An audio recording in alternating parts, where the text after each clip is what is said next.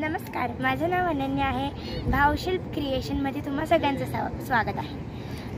आपण आलो आहे आज दिव्याघरच्या या बीचवर। या समुद्र किनाऱ्यावर कासव महोत्सव नावाचा एक महोत्सव साजरा केला जातो। या महोत्सवात कासवांचे पिल्लं आणि त्यांची अंडे ह्याचं संरक्षण केलं जातं। समोर जे आपल्याला ग्रीन नेट दिसतंय त्याच्या आतमध्ये खड्डा खोदला आहे आणि त्या खड्ड्यांमध्ये अंडी जपून ठेवलेली आहेत। आता आपण अंड्यामधून जी कासवांची पिल्लं निघाली आहेत त्यांना बघूया। आता बघूया इकडचे सरपंच आपल्याला या कासवांबद्दल काय माहिती देत आहेत। गेल्या 10 तारखेपासून या ठिकाणी दिव्याघर समुद्रकिनारी ग्रामपंचायत दिव्याघर, कांदळवन कक्ष, तसेच निसर्ग पर्यटन गट, तसेच सह्याद्री मित्र परिवार यांच्या वतीने या ठिकाणी महोत्सवाचं, कासव महोत्सवाचं आयोजन केलं गेलेलं आहे। आजचा हा आमचा 4था दिवस आहे। याच्या 4 दिवसामध्ये बरेचसे पिल्लांना आम्ही पाण्यामध्ये सोडलं। याच्यामध्ये या एकूण 3 बॅच होत्या। 3 बॅच आत्ता चालूच आहेत। यामध्ये आजचा हा मला वाटते 3रा घरट्यातलाही आत्ता 6 पिल्लं या ठिकाणी आलेली आहेत। याच्यामध्ये थोडक्यात माहिती देतो। ही जी पिल्लं दिसत आहेत ती ऑलिव्ह रिडले प्रजातीची पिल्लं आहेत। ऑलिव्ह रिडले याच्यामध्ये एक सप्टेंबर ऑक्टोबर या महिन्यापासून ते हार्डली या महिन्यापर्यंत म्हणजे मार्चपर्यंत याच्या विणीचा टायमिंग असतो।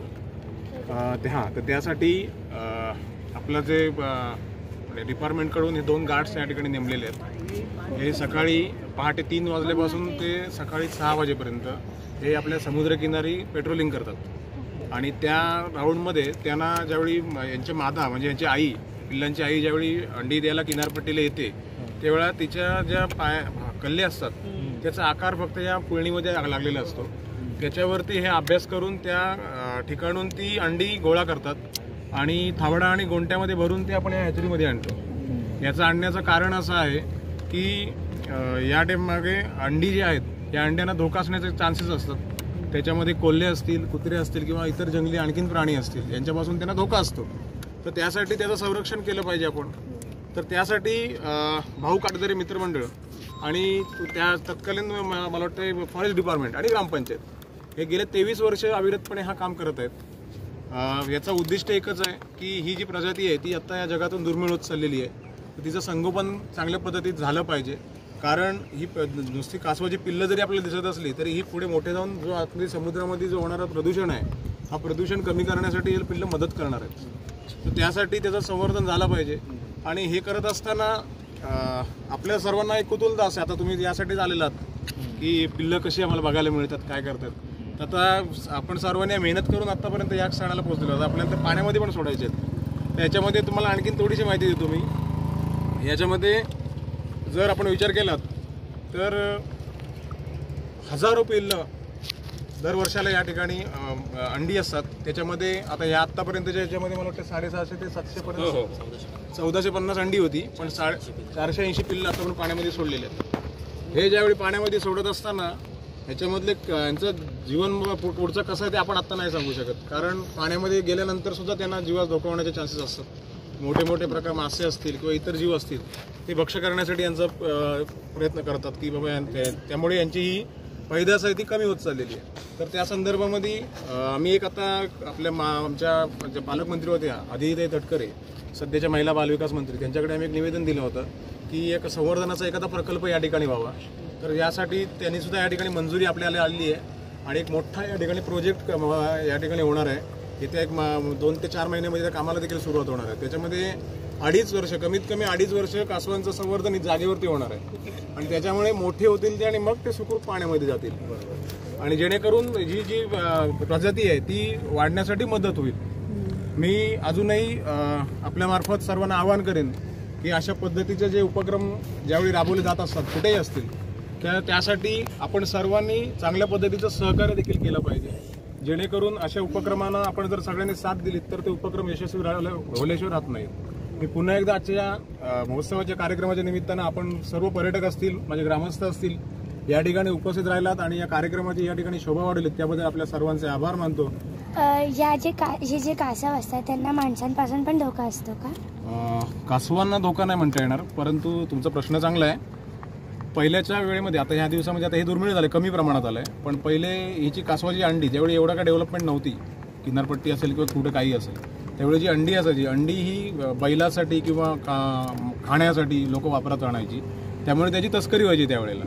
पण फाउंडेशननी किंवा फॉरेस्टनी याच्यावरती लक्ष देऊन संबंधित ज्या होणाऱ्या ज्या गोष्टी होत्या त्या पूर्णपणे आता बंद केल्या आहेत. आणि याच्यामध्ये पण खूप नियमावली हार्ड आहे. याच्यामध्ये जर आपण जर कोणत्याही पद्धतीचा जर यांच्या जीवितास धोका होण्याचा जर प्रयत्न केला तर आपल्यात म्हणजे याच्यामध्ये जर आपण कोणत्याही प्रकारचं जर आपण पे केलं की याचं जर संवर्धन होत असताना जर काय आपल्या गोष्टी चुकीच्या घडल्या आपल्याकडून, तर आपल्यावरती भारतीय न्यायदंडामध्ये एक मोठा अजामीनपात्र गुन्हा देखील आपल्याला दाखल होऊ शकतो.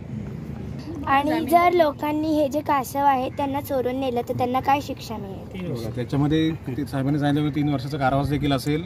तसेच इतर ज्या गोष्टी आहेत, हे पहिले चोरी करणे हे पहिले सर्वात मोठा गुन्हा आहे. ती चोरी ही असू नये तर कोणतीही असू द्या. त्यामुळे जो आपले शासन आहे किंवा जो डिपार्टमेंट आहे त्यांच्याकडनं योग्य ती कारवाई त्यांच्यावरती केली. समुद्रात त्यांना काय काय खायला म्हणजे खाऊ शकतात ते? बरोबर आहे. आपण या गोष्टी चांगला प्रश्न केलात आपण. पण ज्यावेळी आपण या पिल्लांना पाण्यामध्ये सोडतो, ही ज्यावेळी मोठी होतात, त्यांचं काम देखील काय ते सांगतो तुम्हाला. समुद्रातील जी प्रदूषण करणारी जी शेवाळी आहेत ती शेवाळी भक्ष्य करतात. त्याच्यामध्ये खेकडी जी खराब पद्धतीची खेकडी आहेत ते सुद्धा हे खातात. लॉबस्टर्स आहेत ते सुद्धा खातात. म्हणजे जे प्रदूषण निर्माण करणाऱ्या ज्या ज्या गोष्टी समुद्रामध्ये आहेत ते संपवण्याचं काम मी कासव करतो.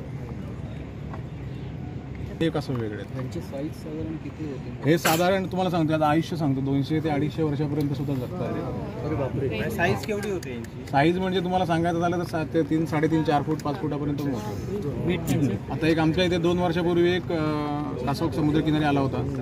जरा त्याच्या जो तोंडा जो खाण्याचा भाग आहे तिथे त्याच्या कालवं आली होती. ते आम्ही नंतर त्यांना हे केलं, मेंटेनन्स पूर्ण. कालवं येणं म्हणजे काय?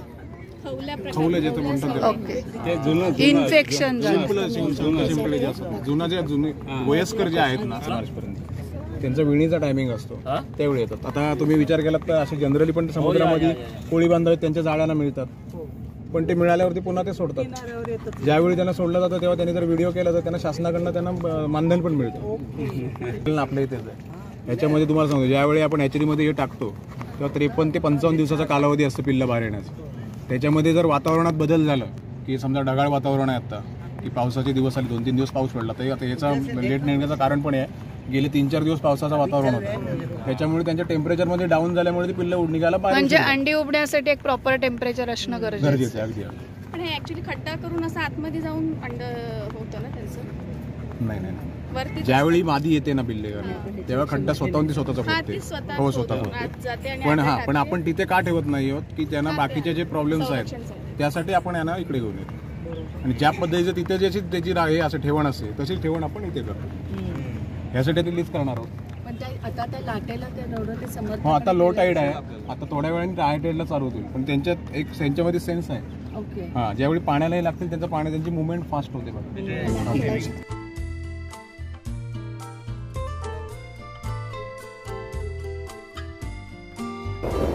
आता आपण बघतोय की सगळी लोक कासवांना सोडायला बीचवर चालले.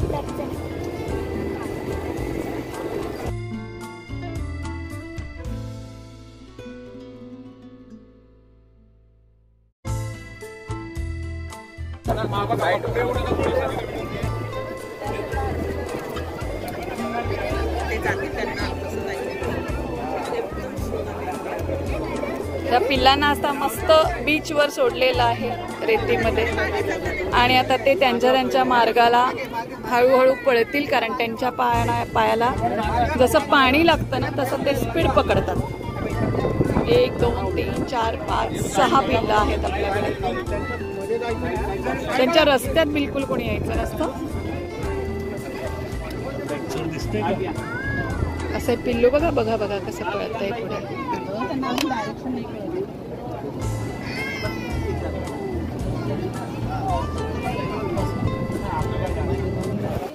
कसं आहे मॅडम, ह्या समुद्रकिनारी येणारे जे मादी कासव असते ती अंडी घालायला जेव्हा इथे येते तेव्हा तिला वाटतं की हा समुद्रकिनारा सेफ असतो, तेव्हाच ती ह्या समुद्रकिनारी येऊन ती अंडी घालते. म्हणून इथे ठेवा.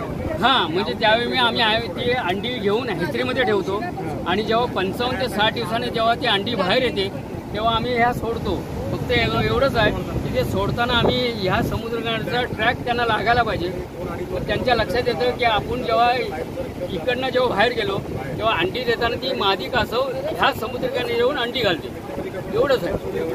बरोबर आहे. म्हणजे या अंड्यात अंड्यात या अंड्यातनं जे पिल्लू असेल त्याच्यातली जी मादी असेल ती पुन्हा इथेच येणार. 100% 20 वर्षांनी जेव्हा ती अंडी घालायला येईल तेव्हा ह्या समुद्रकिनारी येणार. एवढं ट्रॅक होण्यासाठी आम्हाला सोडावं लागतं. म्हणून तिच्या पायाला ही रेती लागणं महत्वाचं असतं. आपल्या आता जीपीआर सिस्टम आपल्याकडे आता आली आहे. त्यांच्याकडे जन्मापासून आहे. आणि आपल्या प्रत्येकाचं मूल असतं. आपल्याला पालकत्व आहे. आपण बोलू शकतो की हा माझा मुलगा ही माझी मुलगी आहे. पण त्यांच्यात तसं नसतं. ती अंडी टाकून सोडून जाते.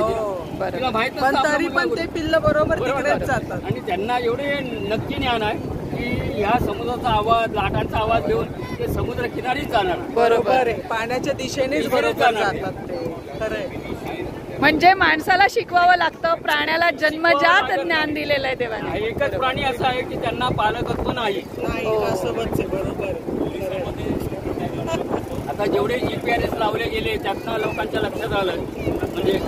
म्हणजे इथले आपल्या वेळात लावून गेला, आमच्या इथं लावून गेला. त्या ज्या काश्मिरी होत्या त्या ट्रॅक करून जाऊन आल्या बऱ्याच ठिकाणी.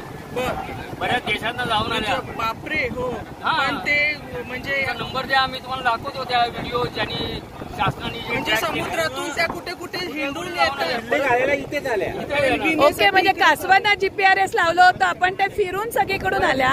पण अंडी घालण्यासाठी त्या परत ओरिजिनल जिकडे जन्माला आलं ते तिथेच आले. एक त्यांच्यात एवढं आहे की जोपर्यंत त्यांना सेफ किनारा मिळत नाही. हा 4.5 ते 5 किलोमीटरचा लांबीचा समुद्र किनारा आहे. सर्व ठिकाणी ते अंडी घालत नाही. फक्त हा 1 किलोमीटरचा समुद्र किनारा आहे. तिथं सेफ वाटतं. त्यांना जेवढा सेफ वाटेल तेव्हा ते अंडी घालतात. बरं. दुसरं असं असतं की एका वेळी त्या अंडी सोडताना 5 ते 6 अंडी एका वेळी सोडतात. आणि त्यांच्याकडं 100 ते 120 अंडी असतात. पण ती मादी जी असते ती जेव्हा खड्डा खोदते तेव्हा तिला माहिती आहे की आपल्याकडे अंडी किती आहेत तिला माहित नसतात. पण ती एवढा खड्डा खोदते की ती एवढी मावली पाहिजे. परत त्याच्या ह्याच्यात ती कव्हर करून टाकते. फक्त आमच्या लोकांचं हे 2 लोक जे काम करतात 20-22 वर्ष त्यांचं काम एकच आहे. फक्त ती पाय लागलेले असतात. आणि समजा काही सापडली नाही, समजा काही बऱ्याच शोधण्यामध्ये तर आली नाही, ती अंडी घातली. ओके दादा, आम्हाला एवढी सुंदर माहिती दिली त्याबद्दल खरोखर धन्यवाद. टर्टल पॉइंट आहे. त्याला तुमचा रिव्ह्यू नक्की द्या. Okay. Thank you very much. General आहे. Thank you very much. थँक्यू.